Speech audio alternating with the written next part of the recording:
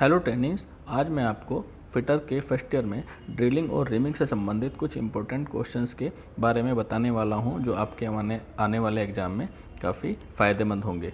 पहला क्वेश्चन है कि रिमर में एक्स के रूप में चिन्हित कोण का नाम क्या है, यानी कि ये जो एक्स दिखाया गया है ये कौन सा एंगल है। तो ये जो एंगल है ये एक इसका हेलिक्स एंगल है।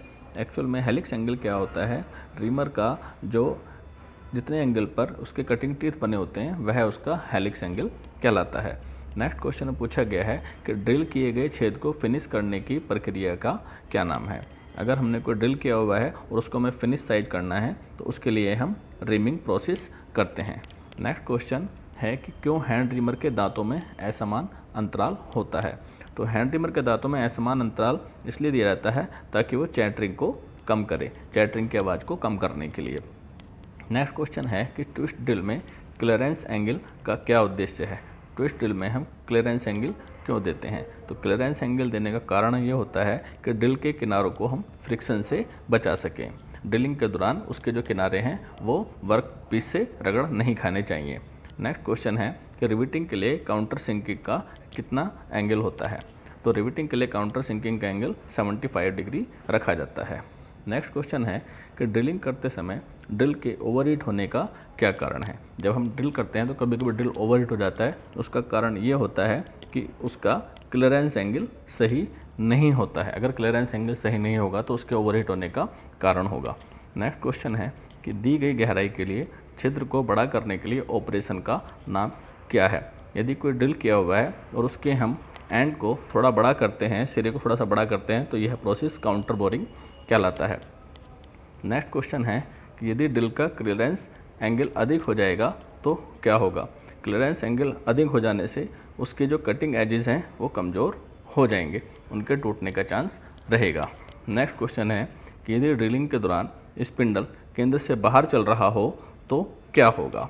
ऐसी स्थिति में अगर ड्रिलिंग के दौरान स्पिंडल केंद्र से बाहर चल रहा है तो जो हमारा साइज होगा वो ओवर साइज बन जाएगा और जो हमारा स्पेसिफिक होल है उससे उसका साइज ज़्यादा होगा।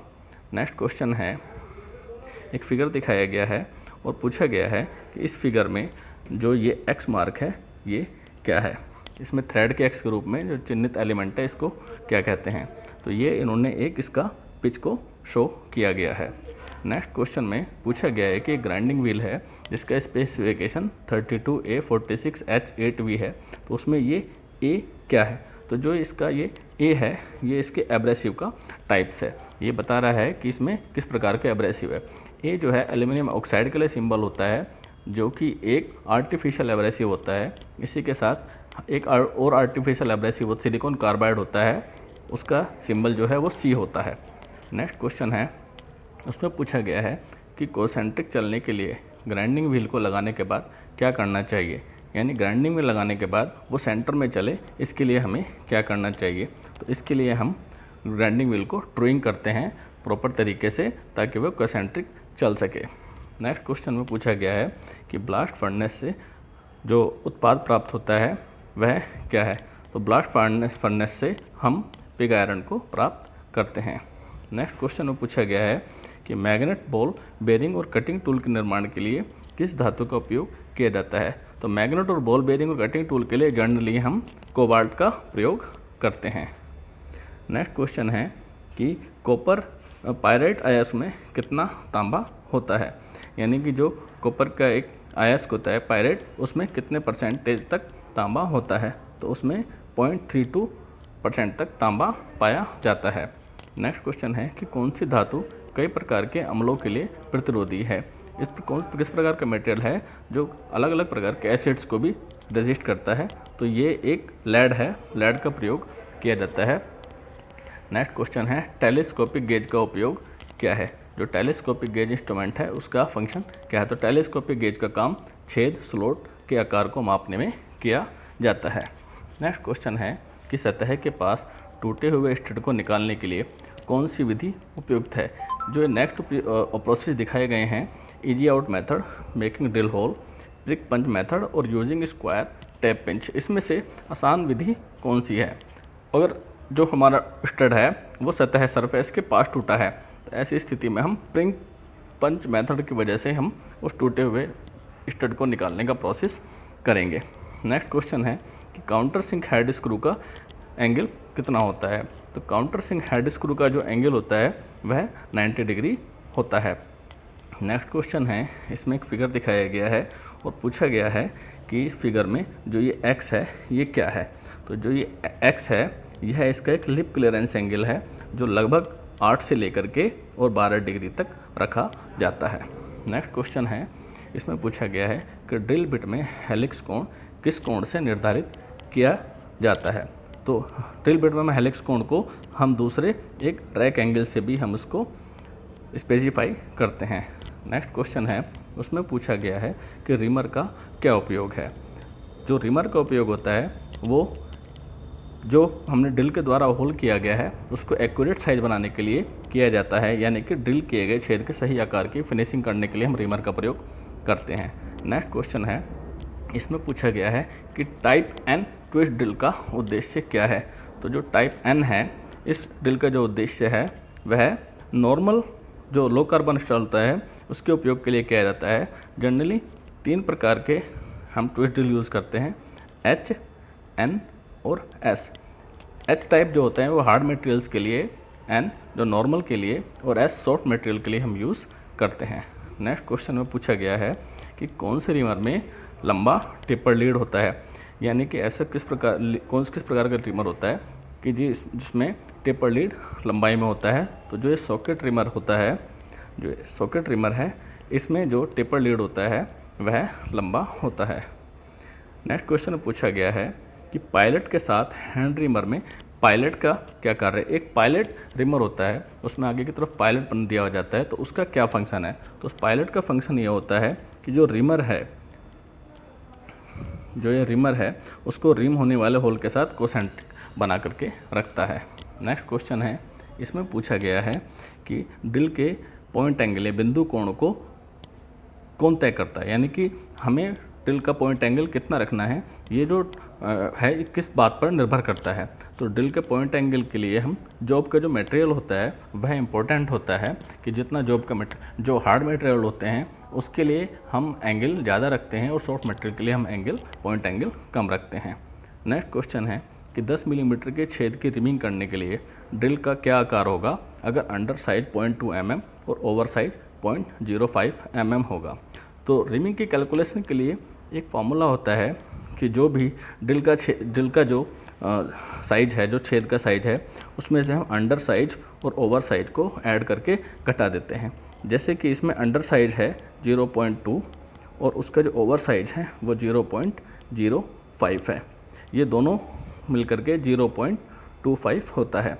हम इसका जो ड्रिल का साइज है उसमें से हम लेस कर देंगे, तो ये जो हमारा आंसर आएगा वह आएगा 9.75, जो हमें 10 मिलीमीटर के छेद की रिमिंग करने के लिए यही हमारा साइज होगा। नेक्स्ट क्वेश्चन में एक फिगर दिखाया गया है और पूछा गया है कि इस टूल का क्या नाम है। तो जो ये टूल दिखाया गया है ये एक डायमंड ड्रेसर का टूल दिखाया गया है जिसकी सहायता से हम ग्राइंडिंग व्हील का ड्रेसिंग करते हैं। नेक्स्ट क्वेश्चन में पूछा गया है कि कौन ग्राइंडिंग व्हील में बॉन्ड की ताकत को इंगित करता है, इंडिकेट करता है। इसमें से कौन सा है जो ग्राइंडिंग व्हील में बॉन्ड की स्ट्रेंथ को शो करता है। तो जो ये ग्रेड होता है ये ग्राइंडिंग व्हील में जो बॉन्ड की स्ट्रेंथ है उसको शो करता है। जो ये ग्रेड होता है ये ए से लेकर के जेड ग्रेड तक के कैटेगरीज में होते हैं। ए ग्रेड का जो व्हील होता है वह सॉफ्ट ग्रेड होता है और जो जेड ग्रेड का व्हील होता है वह हार्ड होता है।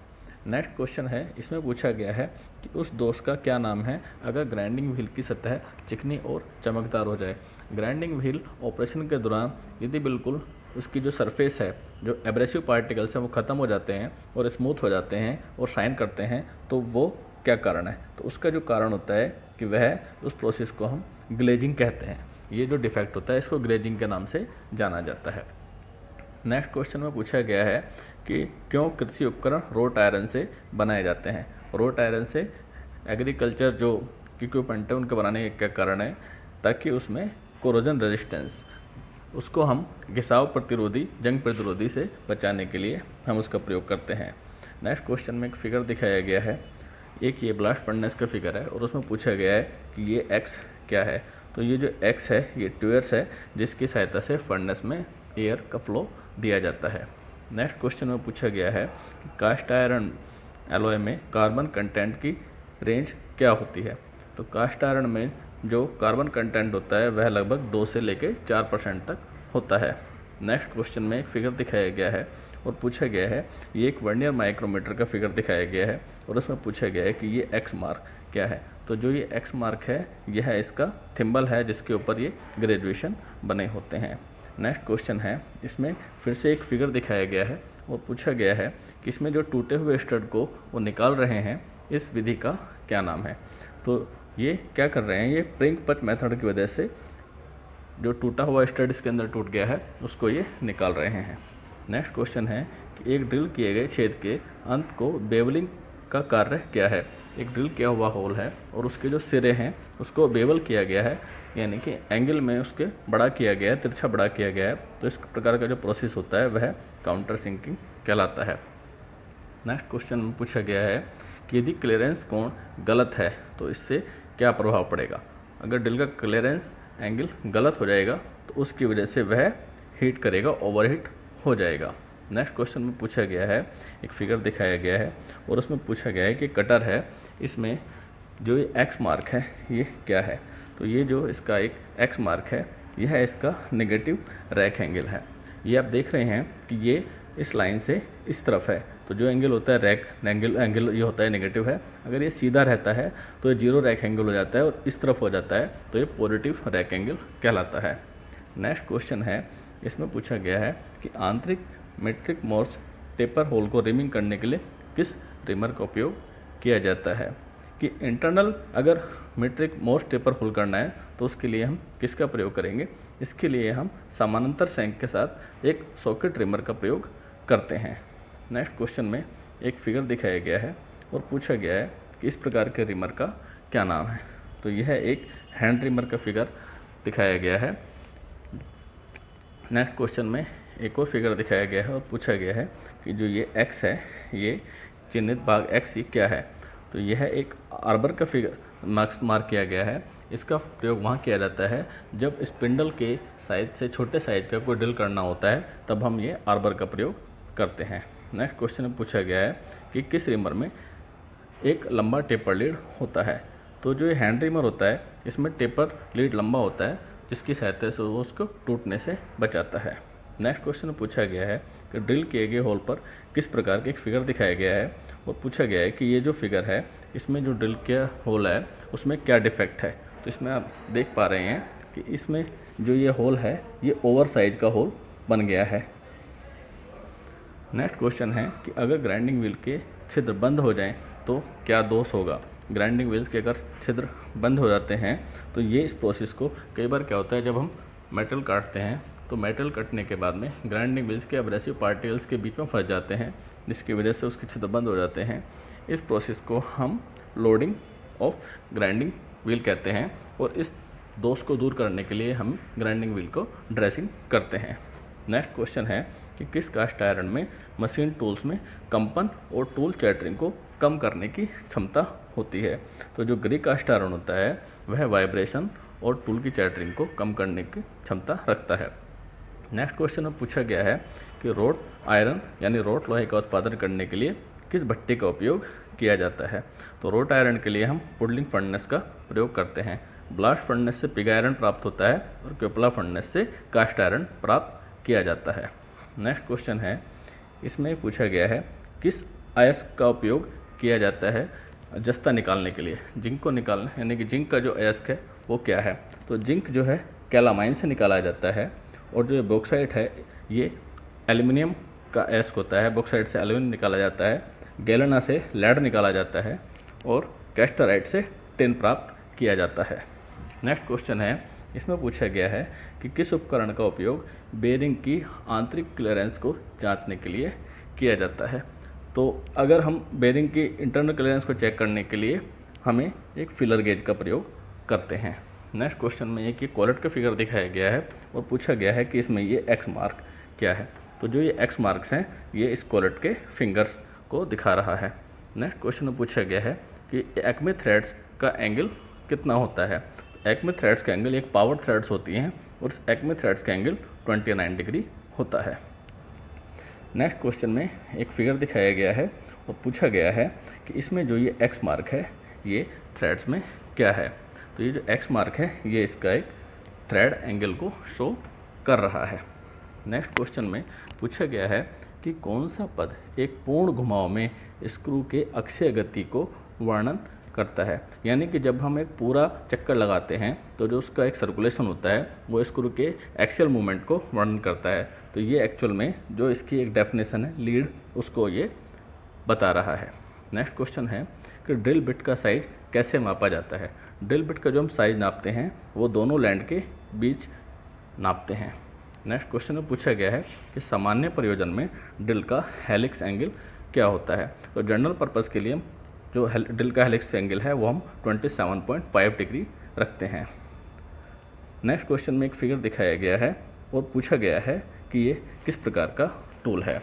तो ये एक counter sync with pilot tool है। इसमें आप देख रहे हैं कि ये इसमें बेवल किया हुआ है। तो किए गए होल को बेवल साइज में बड़ा करने के लिए हम काउंटर सिंक के साथ, जो पायलट के साथ में है, वह काउंटर सिंक टूल का प्रयोग करते हैं।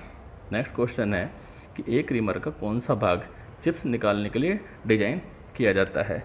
तो जो फ्लूट होता है उसका यही फंक्शन होता है कि रीमिंग की कटिंग के दौरान जो चिप्स निकलते हैं वो फ्लूट्स की सहायता से बाहर आ जाते हैं। नेक्स्ट क्वेश्चन में इन्होंने पूछा है कि टाइप एस ट्विस्ट ड्रिल का उद्देश्य क्या है। जैसे मैंने आपको पहले ही बताया था कि 3 प्रकार के ड्रिल होते हैं, एच, एन और एस। एच हार्ड के लिए, एन नॉर्मल वर्क के लिए और एस सॉफ्ट के लिए। तो एस का जो प्रयोग है नरम और टफ मटेरियल्स के लिए हम इसका प्रयोग करते हैं। नेक्स्ट क्वेश्चन में पूछा गया है कि ड्रिलिंग में रफ छेद होने का क्या कारण है। यानी कि अगर हमने ड्रिलिंग किया हुआ है और उसमें जो होल आया है वो रफ है तो उसके क्या कारण हो सकता है। तो इसका कारण ये है कि ड्रिल के जो कटिंग एजेस हैं वो बहुत ज़्यादा शार्प नहीं है, वो घिस गए हैं। नेक्स्ट क्वेश्चन है कि चूड़ी के दोनों सतहों से जुड़ने वाली शीर्ष सतह को कहते हैं। यह जो कहना चाह रहा है कि what is the term the top surface joining the two sides, मतलब टॉप सरफेस से जो आती है और इस तरह से आती है। तो जो ये नीचे वाला पोर्शन है कि दोनों सतहों से जुड़ने वाली सतह को क्या कहा जाता है। तो इस प्रकार के दोनों जो टॉप सरफेस से आने वाली जो साइड्स होती हैं उसके जोड़ने वाले को हम क्रेस्ट कहते हैं, वह क्रेस्ट होता है। नेक्स्ट क्वेश्चन है कि ग्राइंडिंग व्हील के स्पेसिफिकेशन में 32A46H8V में V क्या है। तो जो ये V होता है वो उसका बॉन्ड होता है और जो बॉन्ड होता है उसका काम क्या होता है, ये ग्लू की तरह काम करता है जो एब्रेसिव पार्टिकल्स को होल्ड करके रखता है। तो V शो करता है कि ये एक विट्रीफाइड बॉन्ड है। इसके अलावा रबर, मेटालिक बॉन्ड, अलग अलग प्रकार के बॉन्ड्स भी यूज़ किए जाते हैं।